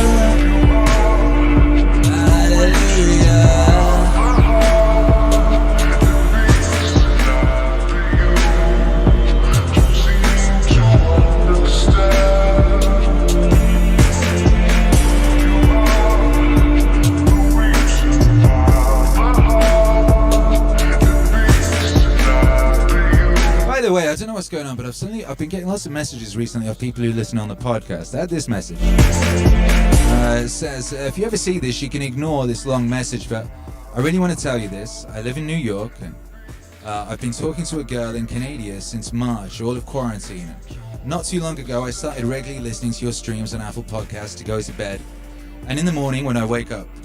And she visited New York last week for us to meet for the first time, and I played your music as I have been, and she really liked it and thought it helped her sleep, and has been listening now back home.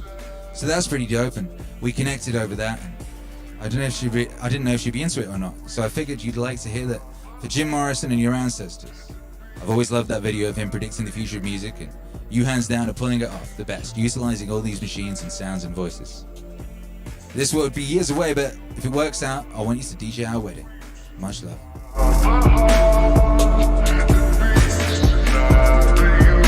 God bless. God bless. God bless. I was hearing all these beautiful stories from people every day. Every day people write to me these beautiful stories of these connections they've made during this most auspicious time, this most auspicious year of our Lord 2020 AD. So many brave, beautiful people finding strength and finding each other as a result of finding that strength, you know? It's a beautiful, beautiful thing. Shouts out to everybody listening to this. Shouts out to everyone who's lying in bed right now going to sleep. Shout out to everyone who's asleep. Shout out to everyone who's awake. Stay woke.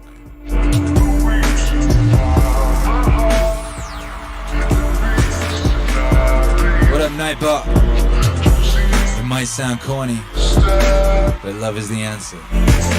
I love you, Nightbot. You're you beautiful, beautiful piece of code.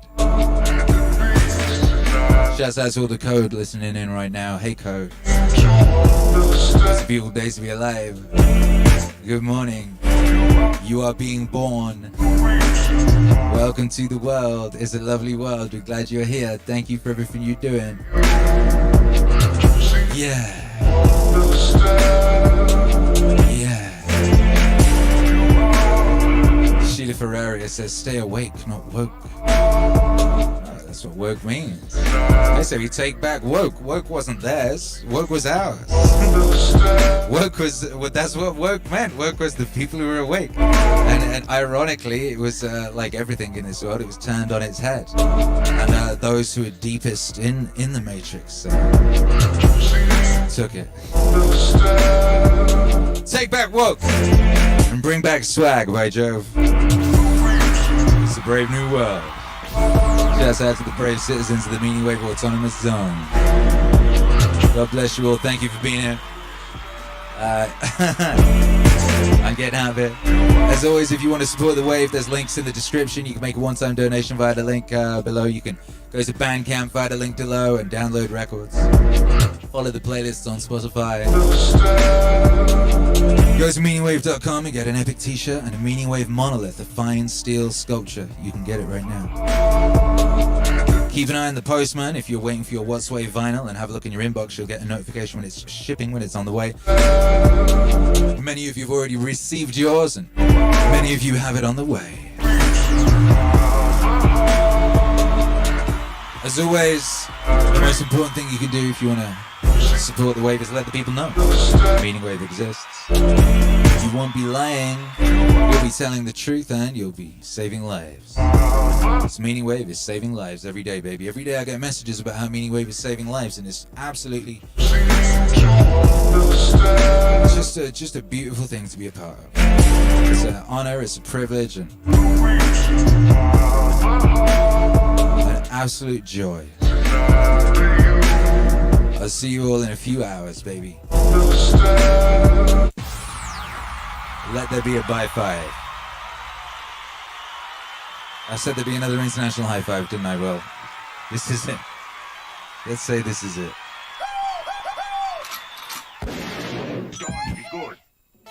3, 2, 1.